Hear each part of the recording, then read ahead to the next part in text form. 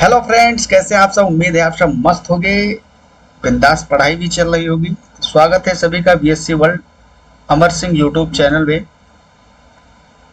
आज हम फाइलम प्लेटी हेलमिंथीज के जनरल कैरेक्टरिस्टिक्स के बारे में बात करेंगे। आपको पता है जो हमारी सीरीज चल रही है बीएससी फिफ्थ सेमेस्टर की,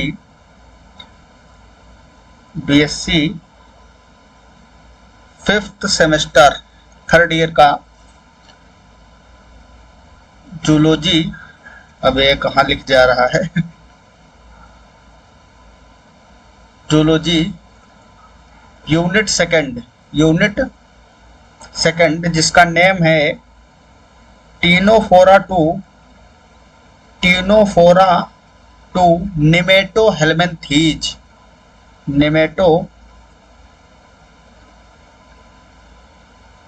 हेलमिंथीज, ठीक है, या इसको एसके हेलमिंथीज भी बोला जाता है। निमेटो हेलमिंथ को एसके हेलमिंथ भी बोलते हैं। निमेटो हेलमिंथ इसलिए बोला जाता है क्योंकि मैक्सिमम इसमें पैरासिटिक निमेटोड्स होते हैं जिनको हमें पढ़ना है, इसीलिए इसको निमेटो हेलमिंथीज बोला जाता है। तो इसमें जो है टीनोफोरा टू निमेटो हेलमिंथीज है, इसी में बीच में आता है प्लेटी हेलमिंथीज, ठीक है। तो टीनोफोरा में कोई भी स्पीसीज हमको पढ़ना नहीं था, इसलिए हमने जनरल फीचर्स इसके कंप्लीट कर लिए जो कि हमारे सिलेबस का पार्ट है। आज हम बात करेंगे फाइलम प्लेटी हेलमिंथीज की। प्लेटी हेलमिंथीज जो है इसका जनरल कैरेक्टर्स जो है उसके बारे में आज हम बात करेंगे। जो मेन फीचर होते हैं इनमें प्रेजेंट होते हैं, काफ़ी इंपॉर्टेंट लेक्चर है।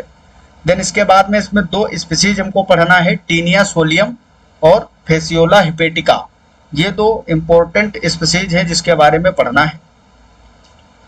तो आई होप आपको समझ में आ गया होगा कि क्या आज हम कवर करने वाले हैं। आज तो सिर्फ हम पढ़ेंगे क्या, जनरल फीचर्स ऑफ प्लेटी हेलमिंथीज। जनरल फीचर्स ऑफ प्लेटी हेलमिंथीज। प्लेटी हेलमिंथ जो होते हैं, देखो अगर एवोल्यूशनरी दृष्टि से देखा जाए विकासीय रूप से, तो सबसे पहले तो हमने प्रोटोजोआ को पढ़ा, देन उसके बाद पोरीफेरा और उसके बाद सीलेंटेटा, फिर टीनोफोरा। ये हमारा फोर्थ। सबसे पहले हमने प्रोटोजोआ को पढ़ा, उसके बाद पोरीफेरा, फिर सीलेंट्रेटा, देन उसके बाद में टीनोफोरा। अब हम बात कर रहे हैं प्लेटी हेलमिंथ की।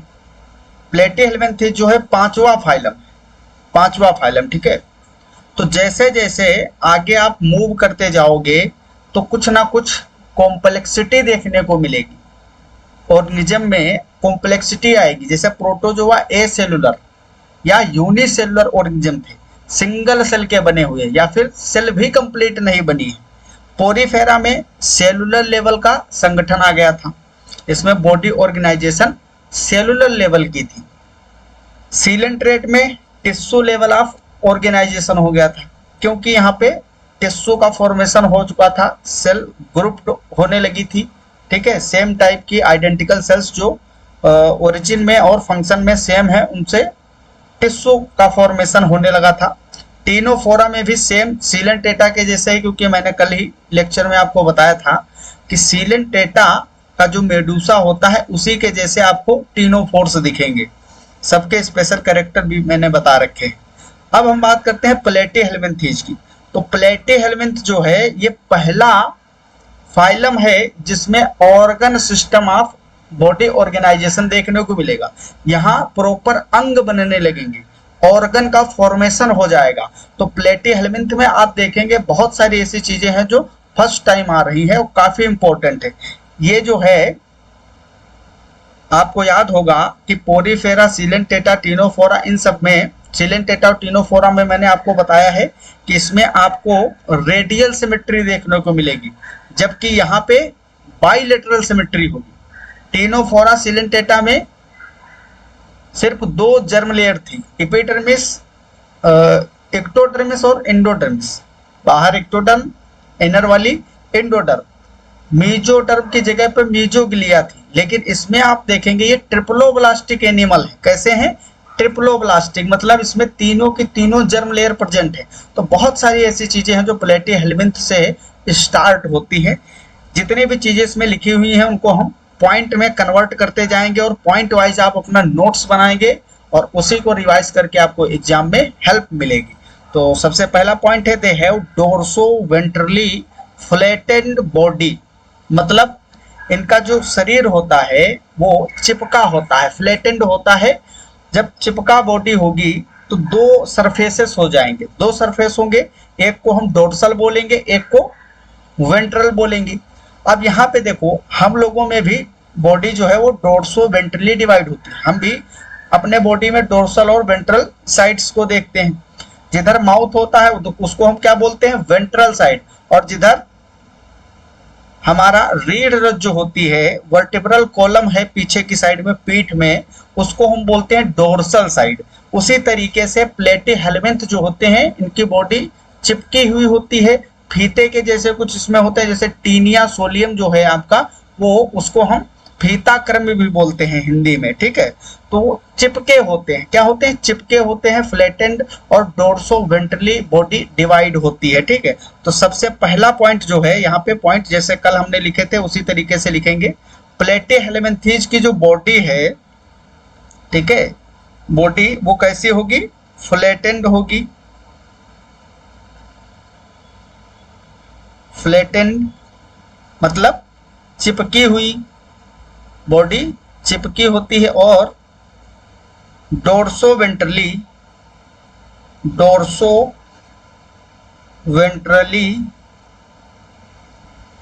डिवाइड रहती है।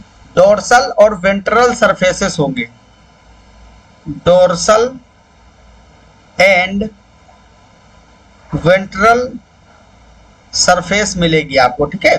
डोर्सल और वेंट्रल सरफेस में डिवाइड रहती है। Hence are called flatworms, इनको क्या बोला जाता है, फ्लैट वर्म बोला जाता है।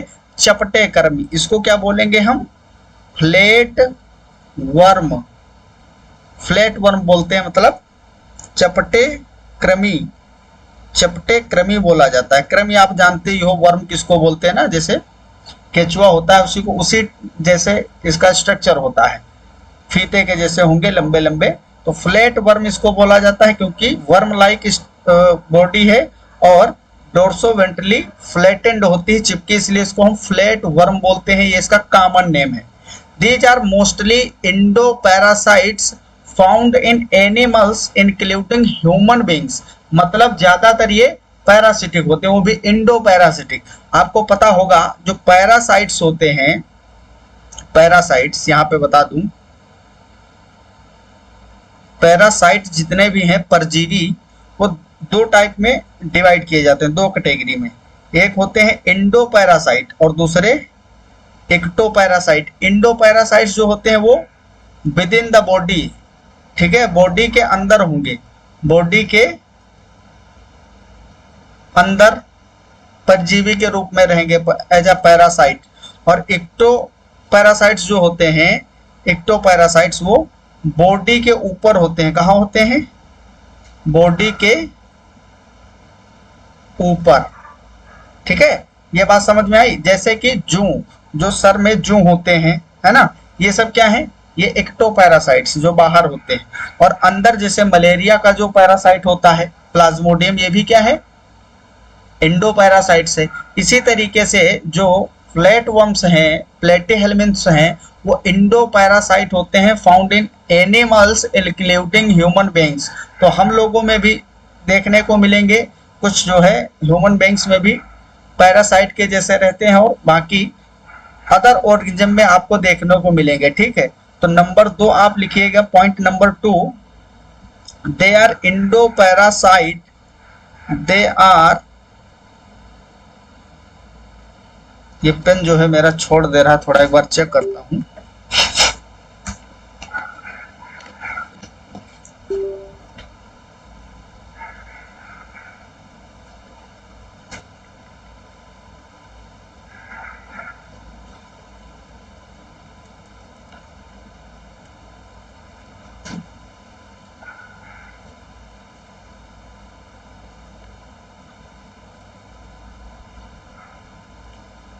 तो जितने भी प्लेटिहेल्मिन्थ हैं ये सब कैसे होते हैं, इंडो पैरासाइट होते हैं। They are endoparasites, on animals including human beings. ठीक है, तो ह्यूमन में भी इंडो पैरासाइट के जैसे रहते हैं। आपको भी एक एक पॉइंट लिखते रहना है, आधी चीजें आपको याद हो जाएंगी। ठीक है, आपके लॉन्ग टर्म मेमोरी में ट्रांसफर हो जाती चीजें। सिर्फ अभी लेक्चर आप देख के ऐसे ही हट जाओगे बंद करके तो उससे कुछ नहीं होगा। बस थोड़ी देर के लिए आपको लगेगा सब याद हो गया, लेकिन वो भूल जाएगा बाद में। आपको पता होगा कि जो मेमोरी है उसके 3 स्टेप होते हैं, 3 स्टेप। पहला सेंसरी मेमोरी होती है हमारी, सेकंड शॉर्ट टर्म और थर्ड होती है लॉन्ग टर्म। तो आपको अपने हाथों से पेन लेके लिखना है एक एक पॉइंट, जिससे कि आपके लॉन्ग टर्म मेमोरी में चीजें पहुंच जाए। ठीक है, flatworms are bilaterally symmetrical, मतलब यहाँ पे रेडियल सिमेट्री नहीं मिलेगी। कैसी सिमेट्री मिलेगी? बाइलेटरल सिमेट्री मिलेगी। नंबर 3 क्या है? बाइलेटरल सिमेट्री मिलेगी, बाइलेटरल सिमेट्री मिलेगी। कैसी सिमेट्री है? बाइलेटरल, मतलब द्विपार्श्व सममिति, द्विपार्श्व सममिति। कैसी सममिति है? द्विपार्श्व सममिति। इसका मतलब है पूरे बॉडी में ओनली वन प्लेन ऐसा होगा जहां से डिवाइड करने पर शरीर जो है दो बराबर भागों में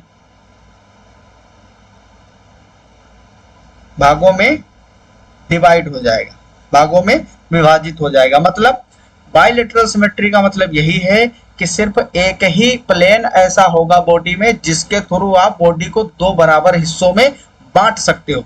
रेडियल सिमेट्री में क्या होता था? किसी भी एक्सिस से आप काटिए, बस सेंटर से गुजरना चाहिए। ठीक है, कहीं से भी काटिए बराबर भागों में कट जाता था, है ना। जैसे सर्कल है, इसको आप कहीं से काटिए, ये सेंटर है, आप यहां से काट दीजिए तब भी 2 बराबर हिस्से बन गए, यहां से काट दीजिए तब भी इधर का एक हिस्सा, एक इधर का, यहां से काट दीजिए तो इधर का एक हिस्सा बन गया ये और एक ये। तो इस तरीके से बराबर कट जा रहा है। लेकिन हम लोगों की जो बॉडी है, जैसे ह्यूमन बीइंग्स की बात करते हैं, तो हम लोगों में भी सिर्फ एक ही प्लेन ऐसा है जहां से आप कट करोगे तो पूरे के पूरे ऑर्गन्स बराबर डिवाइड हो जाएंगे। जैसे सर जो है, सर के बीच से सीधा अगर काटा जाए व्यक्ति को तो कुछ ऑर्गन्स हैं, जैसे हार्ट तो है, वो तो एक ही साइड में है, एक ही है ही, 2 है ही नहीं किसी के पास तो एक है तो वो तो एक ही पार्ट में रहेगा। बाकी जैसे हाथ हैं, पैर हैं, किडनी है 2, ठीक है। जैसे लीवर तो एक ही है, तो एक है तो उसको क्या ही कहा जाए। बाकी most of the organ divided into 2 parts. ठीक है, तो यहां से अगर काटा जाए सीधे तो 2 पार्ट में बराबर डिवाइड हो जाएगी। उसी तरीके की सिमेट्री को हम बोलते हैं बाइलेटरल सिमेट्री। क्या बोलते हैं? द्विपार्श्व सममिति बोला जाता है। और ये ट्रिप्लोब्लास्टिक होते हैं। Point number 4, they are triploblastic. कैसे होंगे? प्लास्टिक होते हैं, ट्रिप्लोब्लास्टिक मतलब त्रिकोर की, हिंदी में इसको बोलते हैं त्रिकोर की। त्रिकोर की कहने का मतलब इसमें ectoderm, second mesoderm and endoderm, तीनों लेयर पाई जाती है। कंप्लीट जर्म लेयर्स इसमें प्रेजेंट होती है। समझ में आया? एक्टोडर्म, मीजोडर्म और इंडोडर्म। यहाँ पे मीजो के लिए नहीं होगी, कंप्लीट मीजोडर्म आती है। और यहाँ पे लिख लेना फर्स्ट टाइम यही आई है मीजोडर्म। फर्स्ट टाइम मीजोडर्म जो देखने को मिलती है वो कहाँ मिलती है? आपको प्लेटीहेल्मिन्थ में मिलती है सबसे पहली बार। चलिए यहाँ पे देखिए, flatworms are bilaterally symmetrical triploblastic and acoelomate animals with organ level of organization। Organ level of organisation. ये जो लिखा हुआ है काफी कॉम्प्लेक्स चीजें, इसमें बहुत सारी चीजें छिपी हुई हैं। जो इतना ये मटेरियल है इसमें काफी सारी चीजें, अगर एक एक वर्ड को आप समझोगे तो जितना भी अकाउंट है आपके प्लेटीहेल्मिन्थेस का वो सब इतने में ही सिमटा हुआ है। ठीक, एसिलोमेट का मतलब क्या होता है, ये आगुही होते हैं। कैसे होते हैं, आगुही। देखो नंबर 5 है आपका एसिलोमेट होते हैं। कैसे होते हैं, एसिलोमेट। एसिलोमेट मतलब आगुही होते हैं। कैसे होते हैं, आगुही। इसका क्या मतलब है, इससे पहले सिलोमेट और एसिलोमेट की हमने बात ही नहीं की थी। जितने भी फाइलम पढ़े हैं हम, उसमें आप गुहा की बात ही नहीं की गई। क्यों, क्योंकि वहां पे गुहा, क्योंकि वहां मीजोटर्म नहीं था। जब तक मीजोटर्म नहीं बनेगी तो वहां पे सीलोम की बात ही नहीं हो सकती। इससे पहले हमने सीलोम की कहीं पे बात ही नहीं की। सीलोम जो होता है इसकी बात फर्स्ट टाइम हमने तब किया जब मीजोटर्म आ गई प्लेटीहेल्मिन्थेस में। अब यहाँ पे आप समझिए, अगर इस मान लीजिए ये फीताक्रमी है, ठीक है, फीताक्रमी, इसको हमने काट दिया यहाँ से सेक्शन। सेक्शन काटने के बाद में हमने क्या किया, इस तरीके से इसको ऑब्जर्व किया। ठीक है,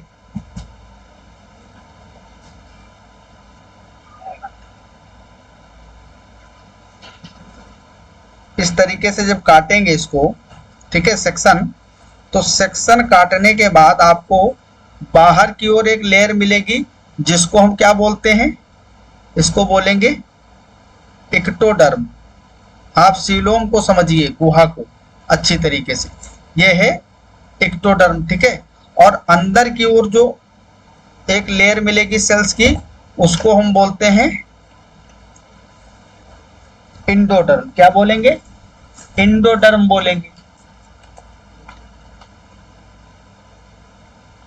और बीच में एक सेल्स का पूरा लेयर आ गया होगा जिसको हम मेजोडर्म बोलते हैं। क्या बोलते हैं, मेजोडर्म बोलते हैं। इस तरीके से टोटल 3 लेयर आ गई होगी। कैसे, कितनी लेयर आ गई, टोटल 3 लेयर। अब यहाँ पे अगर गुहा प्रेजेंट होगी, ठीक है, इन लेयर्स के बीच में अगर गुहा प्रेजेंट है सीलोम, तो उसको हम बोलते हैं सिलोमेट। और अगर नहीं प्रेजेंट होगी तो उसको हम बोलते हैं एसिलोमेट, आगुहीय प्राणी। ठीक है, तो जो ये आपके प्लेटीहेल्मिन्थेस होते हैं, तो प्लेटीहेल्मिन्थ में कोई भी सीलोम देखने को नहीं मिलती। ठीक है, तो ये एसिलोमेट होते हैं। कैसे होते हैं, एसिलोमेट प्राणी हैं। ठीक है, और इनमें organ level of body organisation देखने को मिलता है। Organ level of body organisation, body organisation. ठीक है, organ level of body organisation देखने को मिलेगा। यहाँ पे जो शरीर संगठन है, शरीर संगठन, वो कैसा होगा, अंग स्तर का होगा। अंग स्तर का देखने को मिलेगा, मतलब यहाँ पे अंग बनने लगे। इससे पहले के फाइलम में टीनोफोरा और सीलेंट्रेट में सिर्फ टिश्यू बना था, ऊतक बने थे। यहाँ पे टिश्यू मिलकर एक प्रॉपर अंग के जैसे परफॉर्मेशन देने लगे। यहाँ पे परफॉर्म हो गया है अंग, पूरा अंग काम करेगा भाई, ऑर्गन डेवलप हो चुका है। कितने खुश होंगे प्लेटीहेल्मिन्थ, होंगे ना, कह रहे होंगे भैया हमारे पास तो अंग मिल गए। लेकिन किसको देख के हंसते होंगे, सीलेंट्रेट टीनोफोर को, अपने आगे वालों को नहीं। अब हम लोगों को देख के हंसेंगे तो कैसे हंसेंगे, कहेंगे तो इतना बड़ा मनुष्य है, हम तो छोटे से केचुआ है ना, केचुआ जैसे ऑर्गेनिज्म। तो यहाँ पे जो है गुहा बनने लगी, समझे। एक तो डायग्राम है, उसको अगले लेक्चर में मैं आपको दिखाऊंगा। ठीक है, डायग्राम बनाने में काफी टाइम लगेगा, क्योंकि सेलुलर डायग्राम जो होते हैं एनाटॉमी के, उसमें काफी टाइम लग जाता है और उतने अच्छे क्लियर हाथ से बन भी नहीं पाते। तो अगली स्लाइड में प्लेटीहेल्मिन्थेस वाले में ही हम आपको दिखाएंगे, उसमें सीलोम को और ज्यादा अच्छे से आपको समझाएंगे, जिसमें समझ में आ जाएगा। ठीक है, अगली लाइन जो है इसमें हुक्स एंड सकर्स। भाई इसमें जो है ऑर्गन्स होते हैं कुछ जिससे चिपक जाते हैं, भाई इंडो पैरासाइट है, पैरासाइट जो होते हैं परजीवी, वो सकर उनमें होता है, क्या होता है, सकर या हुक होता है, जिससे वो चिपक जाते हैं। क्या हो जाता है, चिपक जाते हैं। जैसे जोंक होती है ना, जोंक, तो जोंक तो आती है एनेलिडा में, हिरोडिनेरिया जिसको बोलते हैं। जोंक में सकर होते हैं, पकड़ के चूसने वाले, है ना। वैसे ये भी इस तरीके से चिपकने वाले इसमें ऑर्गन्स होते हैं। Hooks and suckers are present in the parasitic form. जितने भी इसमें परजीवी रूप हैं प्लेटीहेल्मिन्थीज के, उसमें हुक और सकर्स मिलते हैं आपको। ये काफी इंपॉर्टेंट क्वेश्चन है, कई बार इससे क्वेश्चन आया है, ठीक है। 7 नंबर पॉइंट जो है आपका, hook and suckers are present in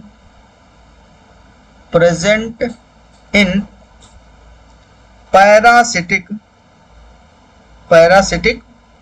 forms. मतलब जो भी परजीवी रूप हैं इनमें, कुछ ऐसे भी हैं जो पैरासाइट नहीं होते हैं, पैरासिटिक नेचर के, ठीक है, वो फ्री लिविंग होते हैं, लेकिन बहुत ही कम परसेंटेज है। बाकी 99% पैरासिटिक ही होते हैं। तो सब में हुक और सकर्स प्रेजेंट होते हैं। हुक और सकर के बारे में अगले लेक्चर में डिटेल में पढ़ेंगे। Some of them absorb nutrients from the host directly through the body surface. मतलब जैसे कि मान लीजिए कोई ऐसा पैरासाइट है जो इंटेस्टाइनल पैरासाइट है। कैसा, इंटेस्टाइन। अब आपको पता है कि इंटेस्टाइन में फूड का डाइजेशन हो जाता है कंप्लीट। वहां पे अगर कोई इंडो पैरासाइट रह रहा है तो अपनी बॉडी सरफेस से सीधा फूड को एब्जॉर्ब कर लेता है, जो न्यूट्रिशन होता है उसको डायरेक्टली एब्जॉर्ब कर लेता है। Some of them absorb nutrients from the host. Host मतलब जिसके अंदर भी वो पैरासाइट है। Directly through their body surface. Specialised cells called flame cells. बहुत इंपॉर्टेंट है, स्टार पॉइंट लगा लीजिए इस पे, ठीक है। इस पे जो है 2-3 स्टार लगा लीजिए। फ्लेम सेल बहुत पूछा जाता है। Help in osmo regulation and excretion. मतलब जो परासरण नियमन और उत्सर्जन है वो विशिष्ट सेल्स के द्वारा परफॉर्म किया जाता है, जिसको हम बोलते हैं फ्लेम सेल। क्या बोलते हैं, फ्लेम सेल, ठीक है। तो यहाँ पे जो है आपका पॉइंट नंबर 8 होगा फ्लेम सेल्स। क्या है, फ्लेम सेल्स, जो कि बहुत इंपॉर्टेंट है। ये 2 काम करेंगी, ऑस्मो रेगुलेशन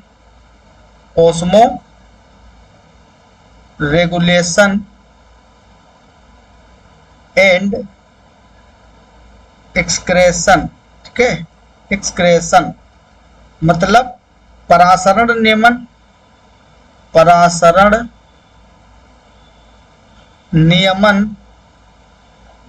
और उत्सर्जन।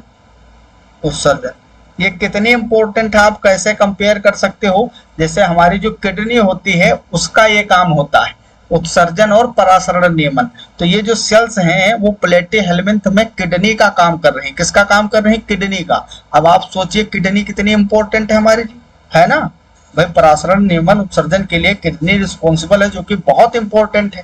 उसी तरीके से आप समझ के चलिए कि जो फ्लेम सेल्स हैं वो किडनी के बराबर वैल्यू रखती हैं, किसके लिए, प्लेटीहेल्मिन्थ के सदस्यों के लिए। तो फ्लेम सेल्स जो हैं वो ऑस्मो रेगुलेशन और एक्सक्रेशन, उत्सर्जन में सहायता करते हैं।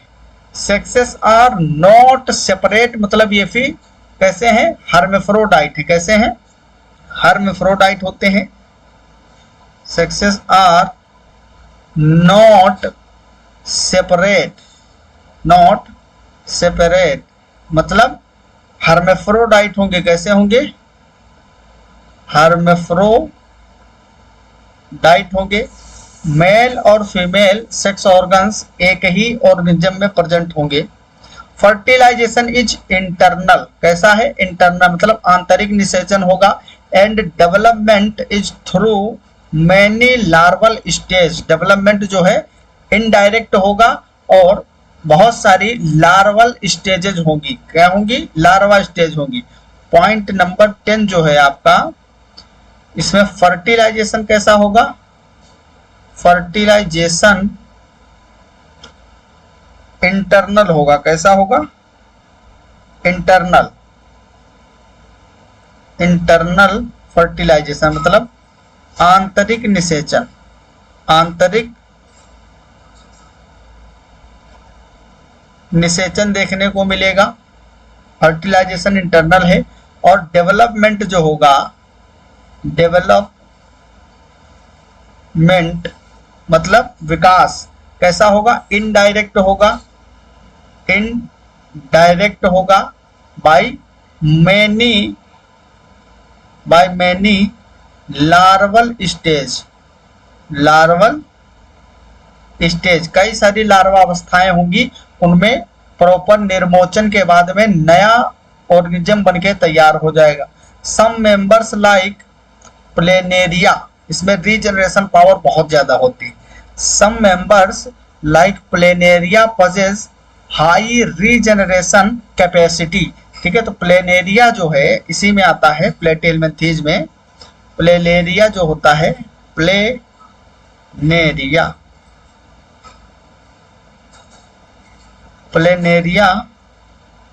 have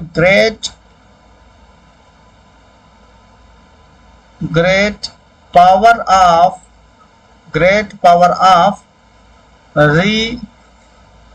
regeneration, ठीक है।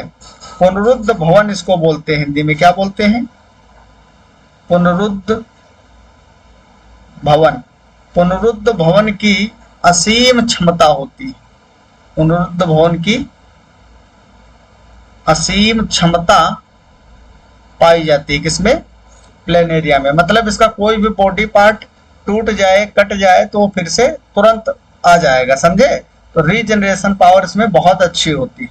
तो आई होप आपको कुछ बेसिक जो पॉइंट्स हैं, इसके फीचर्स हैं प्लेटिहेल्मिंथ के, उसको समझ गए होंगे आप। अब यहाँ पे थोड़ा सा डायग्राम आपको दिखाते हैं, यहाँ जो स्पीसीज हमको पढ़ना है। यहाँ पे एग्जाम्पल है आपका टीनिया जिसको टैप वर्म बोलते हैं, ठीक है, और फेसियोला जिसको लीवर फ्लूक बोलते हैं। सेम यही दो स्पीसीज हमको पढ़ना है हमारे सिलेबस में। जो सिलेबस है हमारा बीएससी का 5th सेमेस्टर में, तो प्लेटिहेल्मिंथ में सिर्फ दो ही स्पीसीज पढ़ना है, टीनिया सोलियम और फेसियोला हिपेटिका। ये तो जीनस का नाम है टीनिया, और जो स्पीसीज पढ़ना है उसका नाम है solium, Taenia solium Fasciola hepatica, ठीक है। टीनिया सोलियम और फेसियोला हिपेटिका। फेसियोला हिपेटिका को लीवर फ्लूक बोलते हैं। ये देखिए फीता क्रम ही इसको बोलते हैं, फीता क्रम ही बोला जाता है। क्या बोलते हैं, फीता क्रम। टैप वर्म है ना, टैप वर्म। और इसको बोलते हैं यकृत पर्ण, यकृत पर्ण बोला जाता है, मतलब लीवर फ्लूक। क्या बोलते हैं, लीवर फ्लूक बोलते हैं, ठीक है। तो ये काफी इंपॉर्टेंट स्पीसीज हैं। अगला लेक्चर जो होगा उसमें हम टीनिया सोलियम का पढ़ेंगे डिटेल में।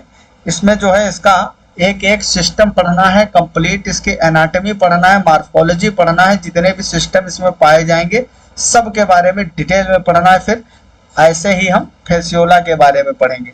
यहाँ पे जो कुछ स्टूडेंट हैं जो हिंदी में माध्यम के हैं, उनके लिए है एक बार में 2 मिनट में इसको पढ़ के सुना देता हूँ, तो उनको भी थोड़ा तसल्ली मिलेगी। इस संघ के प्राणी, भाई फाइलम को क्या बोलते हैं हिंदी में, संघ बोलते हैं। ये चपटे क्रमी होते हैं। इस संघ के प्राणी पृष्ठाधार मतलब डोर्सोवेंट्रली रूप से चपटे होते हैं, फ्लैटेंड होते हैं, इसलिए इन्हें सामान्यतः चपटे क्रम बोला जाता है, फ्लैट वर्म कहा जाता है। इस समूह के अधिकांश प्राणी मनुष्य तथा अन्य प्राणियों में अंतः परजीवी इंडोपैरासाइट के रूप में पाए जाते हैं। चपटे क्रम द्विपार्श्व सम्मित होते हैं, मतलब कैसे होते हैं, बाइलेटरल सिमेट्री मिलेगी, त्रिकोणिक जिसको इंग्लिश में हम ट्रिपलोब्लास्टिक बोलते हैं, और एसिलोमेट मतलब अप्रगुही होते हैं। इनमें अंग स्तर का शरीर संगठन है जो कि बताया है मैंने। परजीवी प्राणी में अंकुश मतलब हुक और सकर मतलब चूसक पाए जाते हैं। कुछ चपटे क्रम खाद्य पदार्थ को परपोषी से सीधे अपनी शरीर सतह से अवशोषित कर लेते हैं। इसमें फ्लेम सेल्स होती है जिनको हम ज्वाला कोशिकाएं कहते हैं, जो परासरण नियंत्रण और उत्सर्जन में सहायता करती हैं। नर और मादा अलग अलग नहीं होते हैं। निषेचन आंतरिक होता है तथा परिवर्धन में बहुत सी लार्वा अवस्थाएं पाई जाती हैं।